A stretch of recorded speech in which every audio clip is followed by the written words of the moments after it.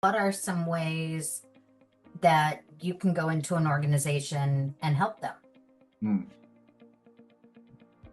When someone understands the principles of organizational development, what they're able to do is identify where lack of health would be and devise solutions that would bring about that health. And I know it's weird to think about a healthy organization versus an unhealthy organization, but it isn't that weird to think about. We talk about a toxic environment all the time, or a positive environment. And any human knows that prefer to be in a positive environment, in a healthy environment, and not a toxic environment. And that's never going to go out of style. That does not matter the generation. Now, what changes from maybe generation to generation is how do we define what toxic is? And that's really where the conversation is. And how do we define what positive and healthy are? And we should do that. We should have those conversations. Why not? And organizational development is dedicated to that. But what happens a lot in organizational life is that organizational development has merged with the kind of motivational speaking, self improvement, self help movement. And this is not a criticism of that movement. It's just to say that isn't an organizational development perspective. And yet, if that's leading the way, and a lot of the people who write these leadership books and stuff, they do come from that perspective of, hey, I'm on the speaker circuit and I need to get my message out there and I need to attract eyeballs. And so they do. They talk about leadership, but they don't define it.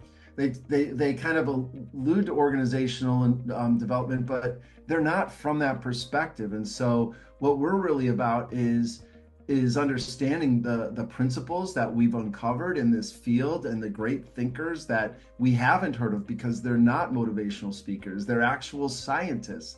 They're people who were scientists who wanted to study, apply scientific thinking to organizational life as organizations emerged more and more as critical factors in society. There was a group of people dedicated to the study of it. And that's what organizational development is. Now it's merged with this other branch of motivational speaking and personal growth and self help.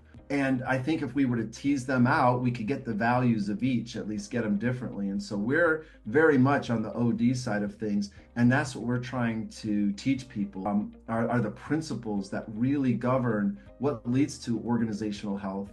And then techniques or tools that are based on those principles. And that's really important because from maybe the motivational speaking branch, they really tout techniques. And so consumers who don't really know the difference between organizational development and the motivational speaking branches, they might hear techniques and just buy and teach techniques. What that leads to for a lot of organizations is what employees call the flavor of the month. Employees know this. They see all the time, oh, somebody read a book. That's what they'll say when there's a new rollout because there's these new techniques and somebody got like excited by a motivational speaking book. And what you get are a loose confederacy of these initiatives that don't really move an organization forward because they aren't designed to. There weren't the principles, that underlying principles baked into what they did. So that's a little bit about how we distinguish ourselves and how we work. And honestly, it's really what we want people to know. We want people to know the difference, especially people in organizations that hire consultants and trainers and coaches to really help get a sense of are the people coming from a more self-help motivational speaking background, or is there an organizational development grounding behind what they do? And I obviously have a bias, I do, but I do think there's values to both. I just think it's better if we understand them separately. I think it's better for everybody involved.